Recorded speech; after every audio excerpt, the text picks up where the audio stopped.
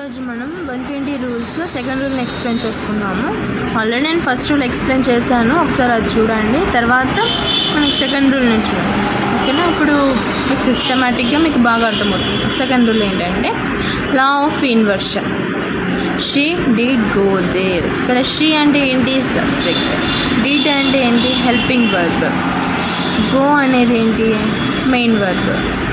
There అంటే object. Okay, ఇక్కడ ఏంటంటే హెల్పింగ్ వర్బ్ స్టార్టింగ్ రాయాలి, సబ్జెక్ట్ సెకండ్ రాయాలి అనమాట. ఎలా అంటే డిడ్ షీ గో దేర్. ఒకవేళ ఇక్కడ మనకు హెల్పింగ్ వర్బ్ ఇవ్వలేదు, మెయిన్ వర్బే ఇచ్చారు అంటే మనం మెయిన్ వర్బ్నే ఇంటర్చేంజ్ చేయాలి. ఓకే, ఎప్పుడు ఇలా ఇంటర్చేంజ్ చేయాలి అంటే ఎప్పుడైతే సెంటెన్స్ ముందర రేర్లీ యాడ్వర్బ్ అనేది యాడ్ అయింది అంటే అప్పుడు సబ్జెక్ట్ వర్బ్ అనేది ఇంటర్చేంజ్ చేయాలి. అది హెల్పింగ్ వర్బ్ అయినా మెయిన్ వర్బ్ అయినా. హెల్పింగ్ వర్బ్ ఉందనుకోండి, హెల్పింగ్ వర్బే ఇంటర్చేంజ్ చేస్తారు.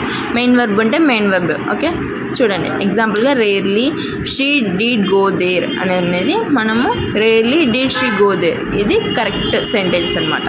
ఓకే, సమ్ మోర్ ఎగ్జాంపుల్స్ చూద్దాము. నో సూనర్ అంటే ఏంటి? Adverb. Okay, no sooner he did receive the message than he went away. No error. So ఇక్కడ నో సూనర్ అంటే యాడ్వర్బ్. సో నేను ఫస్ట్ రూల్ ప్రకారము నో సూనర్ అని వచ్చినప్పుడు ఏం రావాలన్నాను? దాన్ రావాలి అన్నాను. సో అది కూడా మనం ఇక్కడ రెక్టిఫై చేయాలన్నమాట. ఎర్రర్ ఉందా అక్కడ కూడా ఏమన్నా అని. సో ఇక్కడ ఏమి ఇచ్చారు? నో సూనర్ ఉన్నప్పుడు దానే ఇచ్చారు. సో అది కరెక్టే. ఫస్ట్ రూల్ ప్రకారము ఈ sentence right. So second rule ప్రకారం ఏంటి? ఇంటర్చేంజ్ చేయాలి అన్నారు. ఎలాగా? Helping verb next subject interchange చేయాలి. ఎప్పుడు?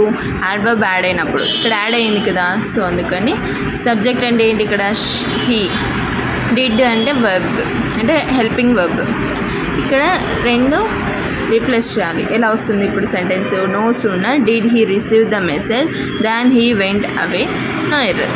నో ఎర్రర్ అక్కడ మెన్షన్ చేయకూడదు, నేను జస్ట్ సెంటెన్స్ ఇలా వస్తుంది అని చూపిస్తున్నాను అంతే. నెక్స్ట్ సెకండ్ వన్, హార్డ్లీ అంటే ఏంటి? యాడ్వర్బే. సెకండ్ ఎగ్జాంపుల్ చూద్దాం. Hardly she did hear the news when she fighted. No error. Okay, ఇక్కడ హార్డ్లీ అనేది ఏంటి? యాడ్వర్బ్. షీ అనేది సబ్జెక్ట్. అండ్ ఫస్ట్ రూల్ కూడా అప్లై చేసుకోవాలి మనం. ఓకేనా. డిడ్ అనేది వర్బ్ అంటే హెల్పింగ్ వర్బ్. ఓకే, ఇక్కడ ఏంటి? ఇంటర్చేంజ్ చేయాలి. Hardly did she. సో అక్కడ డిడ్ తీసేస్తే డిడ్ అనేది షీ ముందు ఉండాలి. Okay, hardly did she hear the news when she fighted. First రూల్ని కూడా అప్లై చేయాలి. హార్డ్లీ అన్న వచ్చినప్పుడు ఏం యూజ్ చేయమన్నాము? వెన్ అనేది యూజ్ చేయాలి. వెన్ ఆల్రెడీ ఉంది, సో ఫస్ట్ రూల్ ప్రకారం ఇది రైట్, సెకండ్ రూల్ ప్రకారం ఇది రాంగ్. సో అది మనం రెక్టిఫై చేస్తాం. Okay, next third one, she never goes to office neither he does. ఇక్కడ ఏమన్నారు? నైదర్ అని వచ్చింది. నైదర్ అంటే ఏంటి? యాడ్వర్బ్. ఓకే,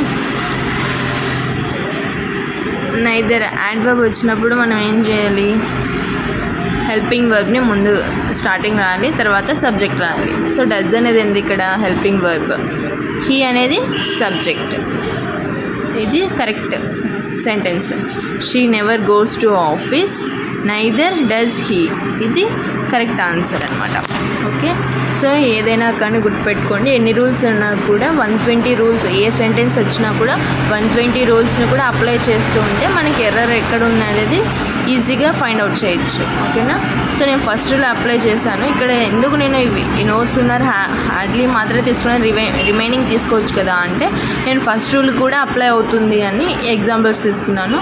నేను సమ్ మోర్ ఎగ్జాంపుల్స్ కూడా డిస్క్రిప్షన్లో పెడతాను అండ్ ఆల్సో ఆన్సర్స్ కూడా పెడతాను. ఒకసారి ప్రాక్టీస్ చేయండి. నేను పెట్టేటివే కాకుండా ఇంకా మోర్ ఎగ్జాంపుల్స్ కూడా ప్రాక్టీస్ చేయడం వల్ల ఏంటంటే మీకు ఈజీగా అర్థమవుతుంది. Okay, thank you.